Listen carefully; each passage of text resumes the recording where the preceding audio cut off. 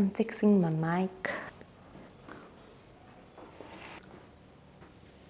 Hello guys, welcome back to my channel. So today is Spooky Friday. That means we talk about some mysterious stuff, some alienated stuff, some spooky cases, some horror things, and of course some crime documentaries, some real life crime stories. So those of you are new here, let me introduce you to this segment of my mukbang channel, which is the spooky segments, and here we share stories.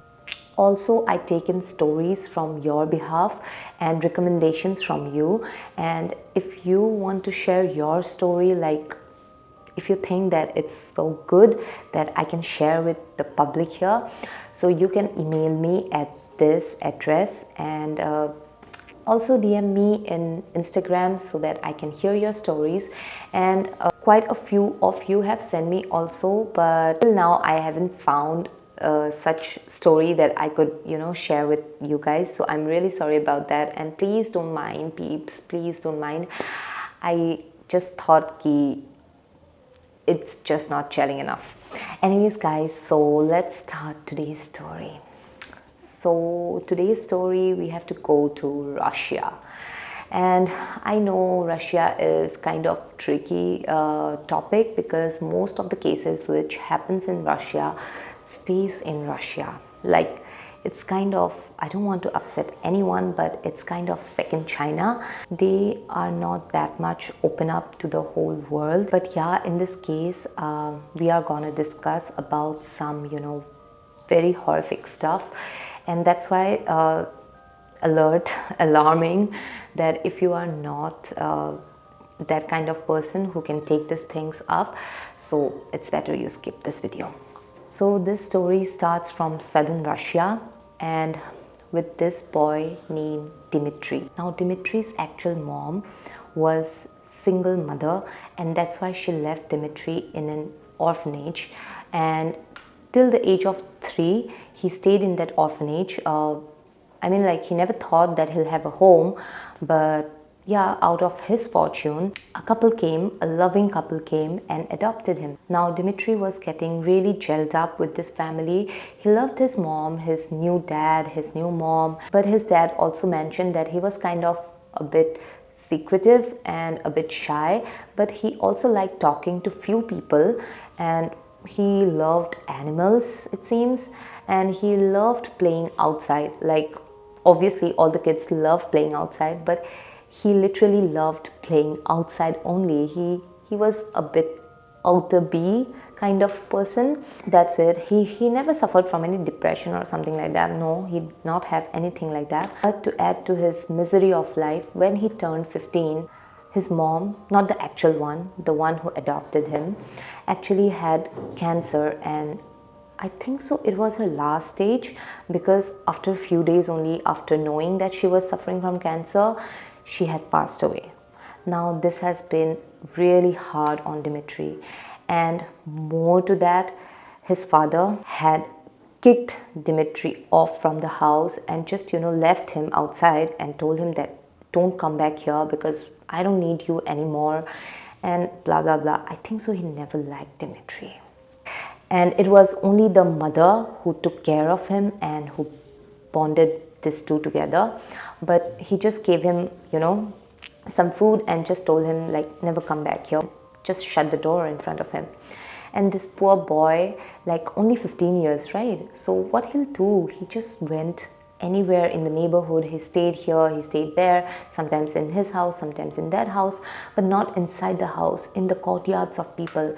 And by this time the neighbors also got upset, like, obviously why will be they responsible for this guy sleeping in their backyard, sleeping in their veranda and things like that. So people got frustrated with Dimitri's behavior, and actually at this point of time, like, people were not into really mental health thing that much, so nobody actually cared about him.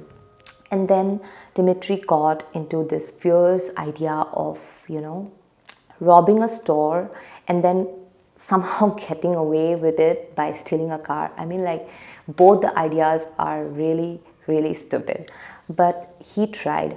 And by this, obviously he got caught by the cops, And the cops, when they took him to, the police station, and obviously they locked him up, I mean, like, nobody came to, bail him out or even to visit him, not even his dad.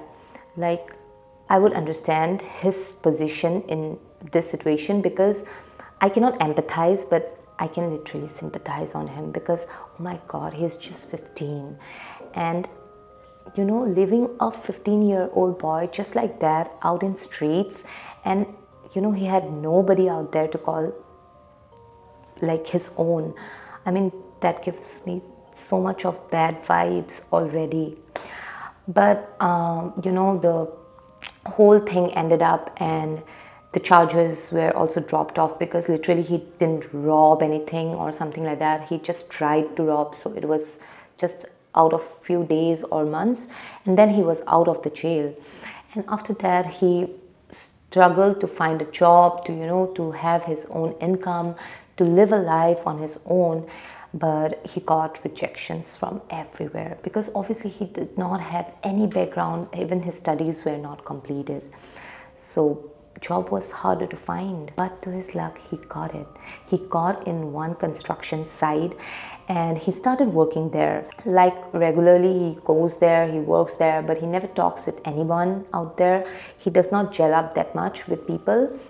And even his colleagues and employers mentioned that he's kind of dirty, untidy, and a bit like off when he comes to work. He never mingles with them, he never sits with them or anything like that. But they also mentioned that after work, like, if he wants to go for a drink or so, I mean, like, sometimes he drinks only a sip or two, but his circle with whom he goes and sits are those aggressive kind of drinkers. Like, a person who does not drink that much, why will he gel up with people? Or else, why will he, hang out with such people who drink a lot, like aggressive drinking? You got me right, where people used to harm each other, throw chairs and all at each other, those kind of people. So his group was like that, when he opt for going out at nights for just like hang-ups and all. So this continued for years and years. And at one point he met a girl, and her name is Natalia. So Natalia is a nurse by profession. So Natalia also has a past. So Natalia's past is kind of not similar, but also she's a victim of depression, because even she lost her mother, and she stayed with her grandmom. And after that, she got married, she had a husband, things were getting good, and she had a baby also with him. But just after delivering the baby, after a few days, the husband, he just died. And again, those loops of sadness came into her life, and she became really, really, really depressed. Like, she was depressed to the core. For her, life was meaningless, and all these things which people do in depression. Like, she was becoming a person who just drinks and does not care about anything else. Like, her career, her work, it didn't matter to her anymore at this point. She was really broken from inside. And later in her life, it became from alcohol, it came up to drugs. Now she was mixing substances, like literally substances, with her drinks. And she used to go mad and high and all this stuff. Is she going mad? Is she going psychologically ill? So to have answers, she went by herself to this medical hospital near her, and she opted for the test, the mental illness test. And to her surprise, she was perfectly fine. Like, the doctors told, like, you have no such mental illness at all. And she was like, okay, if I don't have, then I cannot like stay here. But who will take care of the expenses? She has a child also, plus she's not working, she's drinking every time, and she just cannot live this lifestyle anymore. But the day she met Dimitri in this club. So both of them just clicked, and it was actually a match just made in club kind of thing, because both of them clicked so well that they started talking, they started gelling up, hanging out, and things started to grow so fast that both of them didn't even realize, and they came into a relationship. Now things were really going okay. I would presumably imagine that it was okay. And after dating 5 years, they thought of getting married, and her child also came up with her, and they stayed happily after ever. Finish. No, the story starts from here. Reality check hit hard Dimitri and Natalia at the same time, because both of them face consequences of impulsiveness and abusiveness, alcoholism, just aggressiveness from both the sides. I mean, like ego problem or whatever, lack of money, and depression problems and all these things. So there wasn't a day when these two don't fight, and it becomes very bad, to a point where Natalia's son, now he's a bit older but not that much older, but he left home and he never returned. I mean, like, I think so he was so sick of all these things, of all this drama every time, like his mom shifting here, there, she does not have a stand, she's not doing anything in her life. And this poor kid, he could not even, take it up, and he just left everything, and he just ran off from the house, and he never came back. And it's not mentioned also anywhere that where is he now, like why didn't the police, go for him or whatever, why didn't they give any FIR, because clearly Natalia never filed a complaint against her missing son. But this really hurted Natalia deep down so much. Like, she was already depressed, and this made her more furious and more anxious. But something happened, and it happened in 2017. So this is just a recent case, not so many years ago, okay? In 2017, in one construction site, people, like the workers there, found a mobile phone, a smartphone actually, and when they searched for who is the owner or something like that, nobody came up, like nobody knew whose phone was there or something, and the lock was open. Like, you can just literally open the lock. Oh my god, who keeps their phones like that in this stage? I mean, like in any stage, yeah, come on. Even when this Nokia small phone was there, everybody had this pin, which if you forget at once, you have to break your phone also, it won't open. My god. Yeah. But yeah, they found a phone in this construction site, and there wasn't any such lock. They just opened it, and they, like, if you get a phone, what you'll do first, if you don't know whose phone is that, like, yeah, if you have the numbers and all, obviously nobody is going to call first. They'll, yeah, just check. If it's not any emergency case, like, you're not going to call anybody first, you're going to check, like, anything is there or not in this phone. Is this phone new? Can you steal this phone? I would do that. I'm just speaking my heart out, okay? I would do that. So they went to the gallery part of this mobile, and to their shock, they found some pictures, and the second picture just came up to them, and their eyes just went out, because that picture was of a man eating a leg or a hand of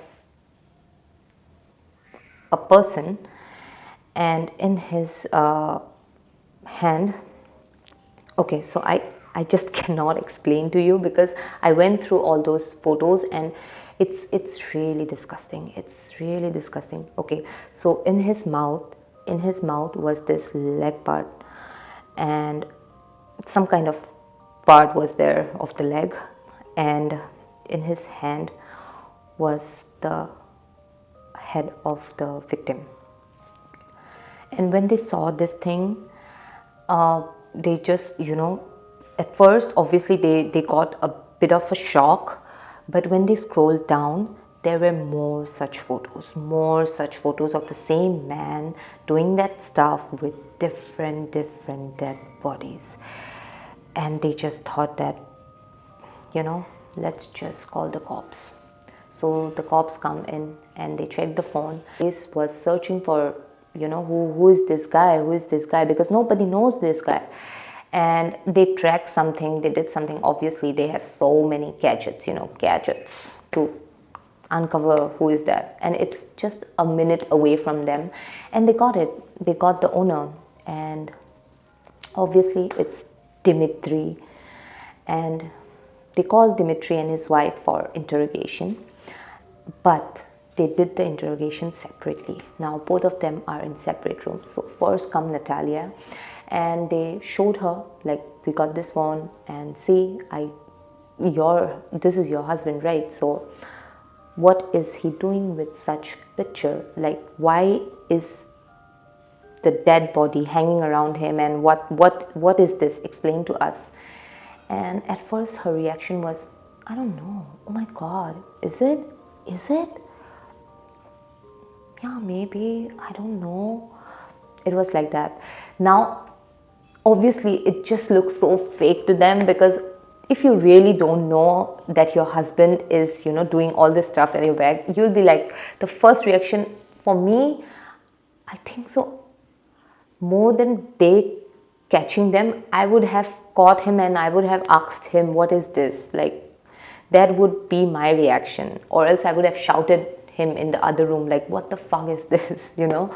But her reaction was so much fake. Like, even the investigators were like, ma'am, please, slow down. They were forcing her, they were pressurizing her to spill out the tea.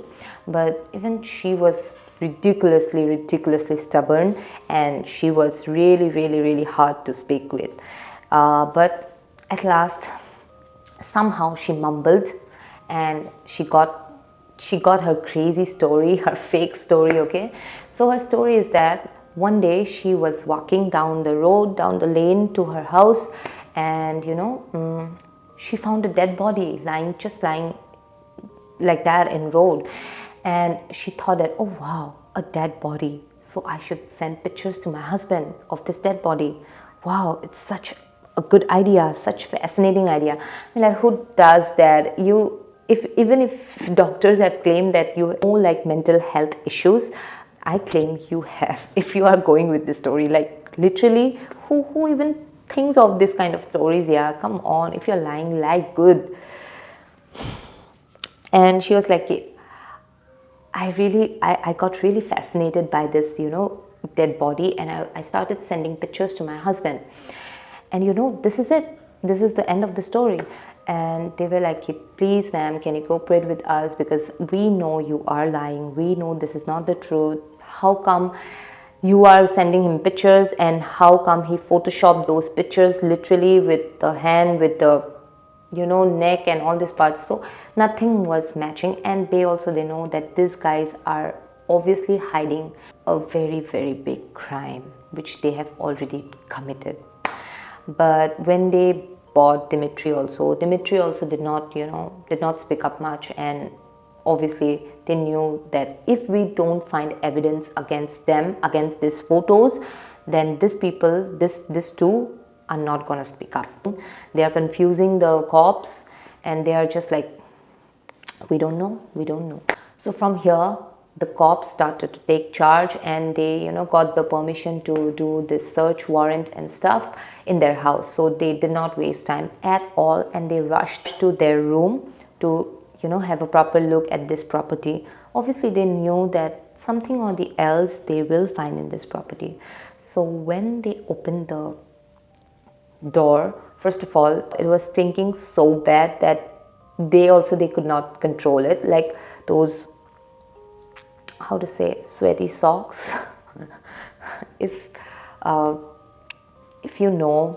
जब हम लोग PT करते थे तब socks stink होती थी ना, तो वैसे टाइप की स्मेल आ रही थी घर से. And the things were all messed up. Like, I will show you the photo somewhere here.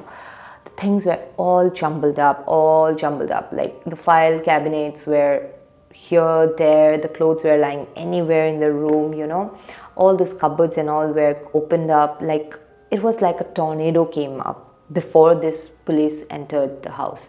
Either they were hiding something, or I don't know, they stay like that. The police started to, you know, search. At first they were like thinking like, from where do we search, from where do we start, like everything is a mess here. But one police officer, he just went to the kitchen cabinet area and he found a corner where one cabinet was there, and it was full of like stuff that are not needed, like just junk. Okay, so, and the lock was also broken. It does not even have a lock, I mean. So he just opened the door, and obviously, you know, something had happened. Like, not a big thing, but they found like 10 or 11 cell phones, like different cell phones. Okay, some of which were Dimitri's, some were of Natalia, and some of the phones were of the victims that were killed. Now with the phones, they found you know, so many photographs, like literally those film photographs. Okay, nowadays though I don't think so we even wash films. I mean, like, people like me, I want it. I really love it, vintage photographies and all. They got this much stack of those photographs, and they were going through it, and they found a photo. Now this photo was utterly horrific, because I'm just telling you guys, if you don't want to see, don't see, but I'm just giving you the photo in the screen. Okay, so in this photo is a plate, and in this plate there is a head, literally a human head, and it's decorated with fruits, oranges, I think so, cheese is there with the orange, I don't know, some white stuff is there in the with orange. And if you have, you know, paused it and noticed, then his whole face is somehow decorated with, I don't want to use this word decorated, but oh my god, literally goosebumps. But yeah, his whole face, I think so, in the nose,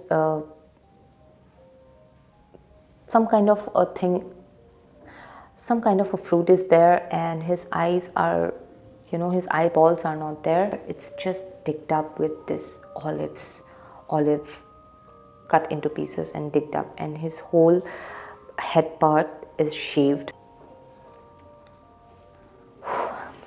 Now it's really shocking for them.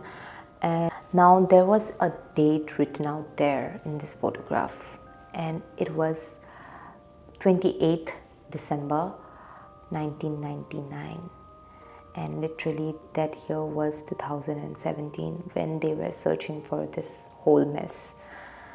I mean, like 20 years before Kavala photo ever.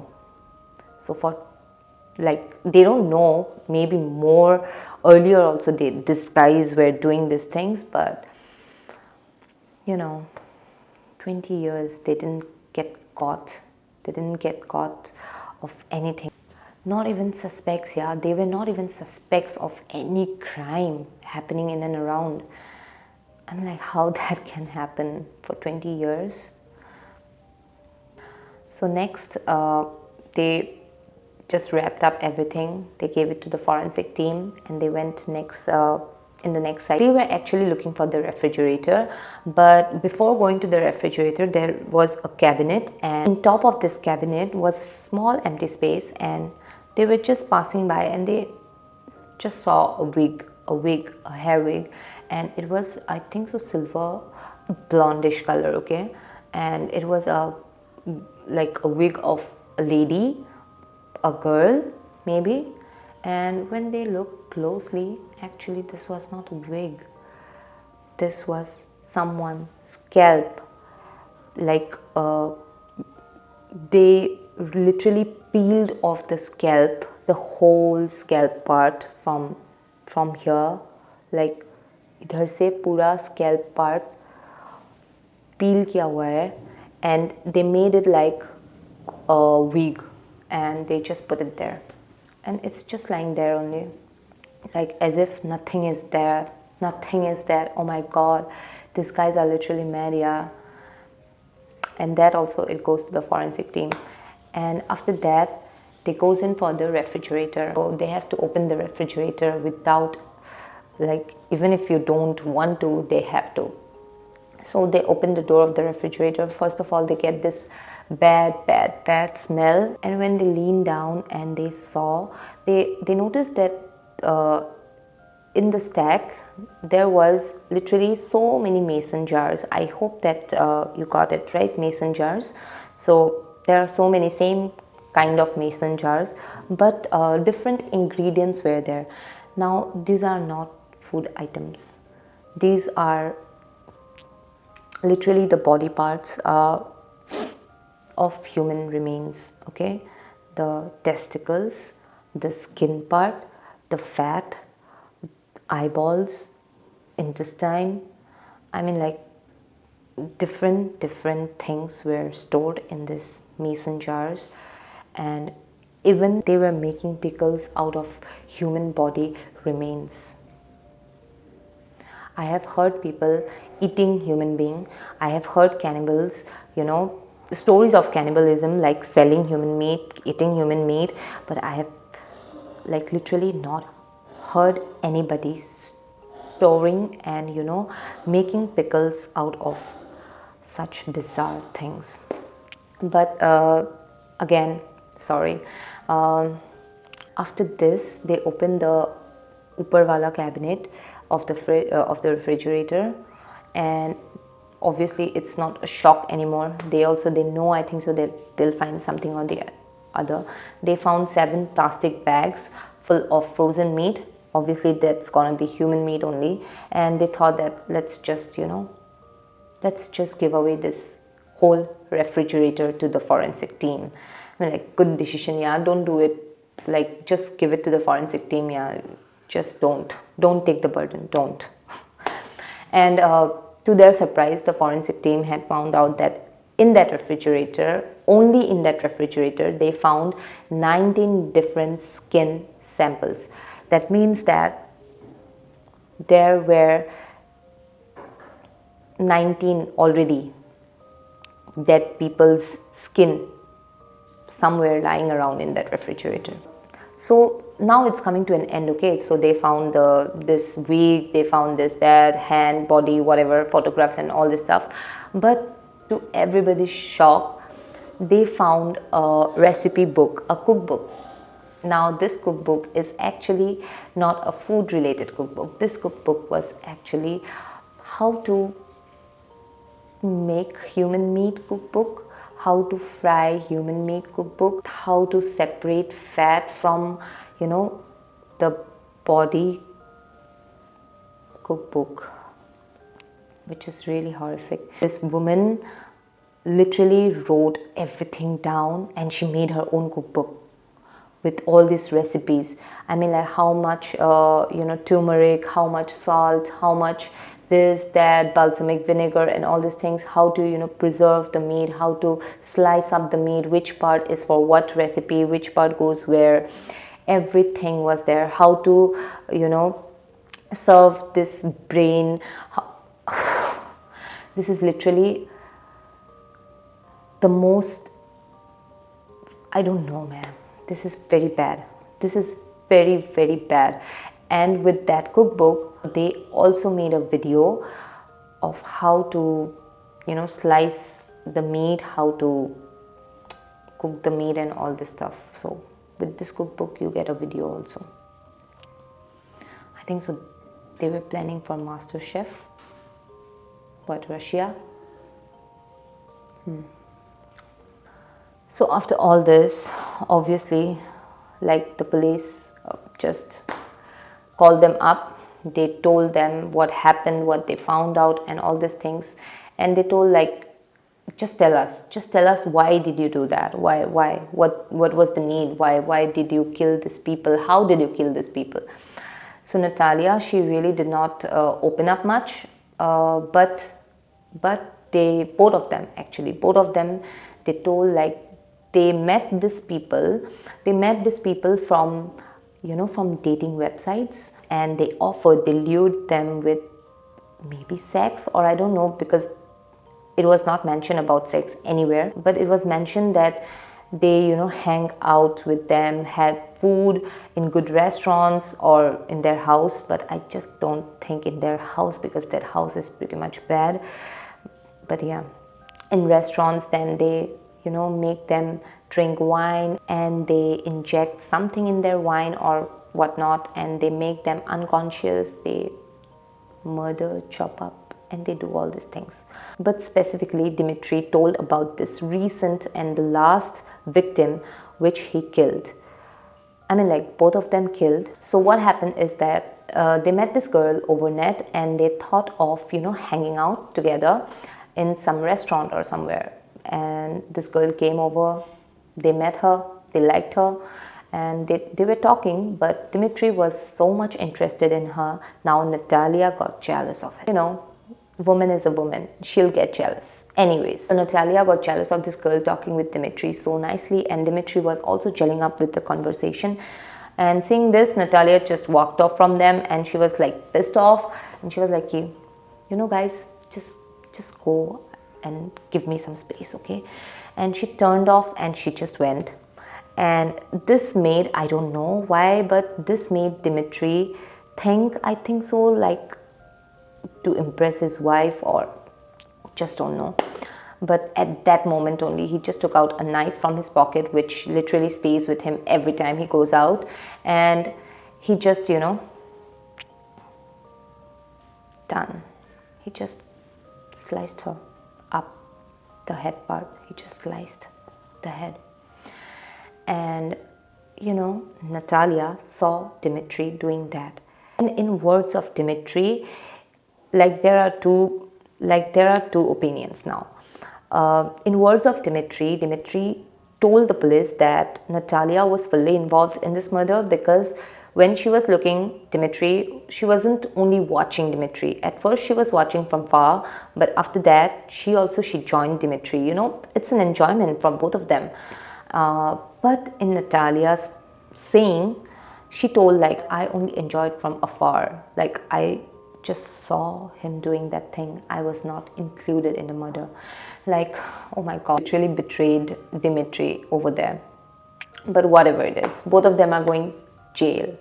So now the thing is that Natalia, she plead that, she is suffering through this mental trauma, and she is actually not well mentally. She is psychologically ill, and she was, pressing this one button in her mind, that check my older report. I went to this mental asylum, I went to this mental hospital, and I suggested for my own checkup. She was shouting over and over and over again. And when they got to this hospital and cross-checked, and they found that, yeah, Natalia went to this hospital. She went once, she got her checkup done, and it was confirmed from the doctors that she had no such mental illness.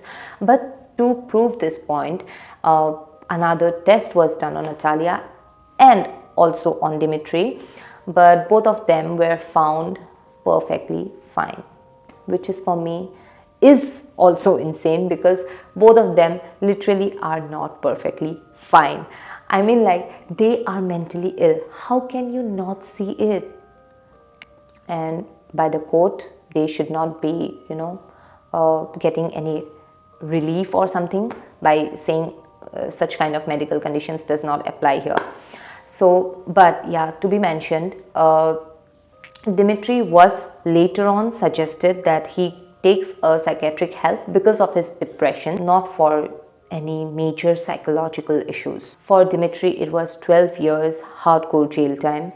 12 years, I mean, like, it's too less, I think so, because it's not for lifetime, only 12 years, come on. I don't know why.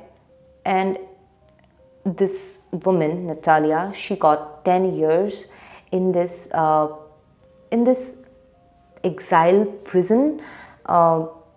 It's not kind of this normal jail, okay? Like, remember in India when this independence era was there, independence time, like people who revolted against this Britishers were sent to this Kala Pani jail, if you guys know. Like, it's in Andaman and Nicobar Islands.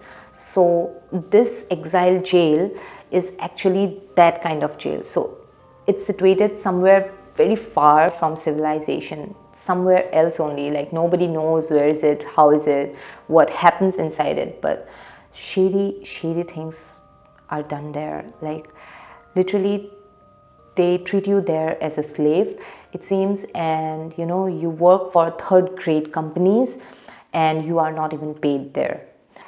And they sometimes just murder you like that, and nobody knows. Things happens all over the world. So Natalia was sent 10 years. She had to work there 10 years, and after that she had to come back to this normal prison and serve for 1.5 years. But after some time, Dimitri, as he was not pulling off well because of his diabetes issues, so something really got into him and he just collapsed, like he died. Gone. Okay, fine, no worries. And Natalia, she's still serving her days back there in jail. Now Natalia, when the police asked her, we found 19 samples of skin in your refrigerator, can you please admit, like, where are the other dead bodies and all these things, and when you guys started up and whatnot, blah blah blah. They don't even remember their first, usually murderers or cannibals, they remember their first tasting of meat, but they don't remember their first victim, and they don't remember where they hid it, where they dug up the grave, where they didn't even tell anything to the police, okay? But Natalia told them a number, and that's 30. So for her record, she told the police that both of them were involved in cannibalizing 30 people. And the details given by Natalia to police made them reassure, because these are the people who really went missing in that area of Russia. And then they can finally, connect the dots. Now, when this thing burst out in public, the people out there just became mad. Mad at the cops, mad at the police, mad at the whole bureaucrat system.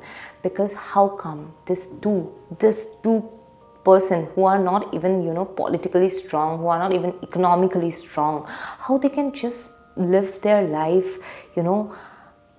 like that, doing a crime like that for 20 years. And it's not like they did it 20 years back, they are literally doing it every year. Like, how come for 20 years they are doing these things, and how come police never caught them? How is it even possible? The theory which the public is making here is about, like, there is a secret community behind it, like those secret communities that stay in these kind of places. India mein to, I don't know it's there or not. I have never heard such kind of secret communities in India, like really scary and spooky ones. But I have heard stories about such communities in, these areas of, Siberia, US and all these things, and they are literally really bad. Like, even the politicians, they work for these communities and they just go by blood. So people are, making up theories that these two were not the actual ones who were doing this. This is a whole big scene. This is a whole big racket actually, and these two are actually a bait. Literally a small bait. And why they did not come up with the names, if someone else was involved here. uh, they also have a reason for that. They told ki, usually when you want to get away with things like that, blaming these things on someone else who is making you do it, so these things never leave you. Like, you're not going to live your life, so it's of no use. And the second theory was that Natalia's husband, remember, the former one, so before meeting Dimitri, Natalia was having her husband and he died. Now nobody knows, actually it's not even recorded, nobody knows what's the reason of his death. How did he die? Where is his body? Where is his grave? Nobody knows it. And where did the boy vanish? Like, nobody knows about that too. So guys, that's it. I think so. This was a cannibal story that I have, it's been hard on me. It's been hard on me to believe also. Like, the last theory was a bit too much. But what do you guys think? Please comment down below, and please give your feedbacks to me. That's it, guys. Thank you so much for watching till here, and please love me, support me, and please do love Spooky Friday. Do support Spooky Friday, share it, because views, it's comparatively less, but I know we are growing, so I'm happy for that. Anyways, guys, thank you so much for watching till here, and see you next week. Bye bye. And I really don't know how that phone came to that construction site. Maybe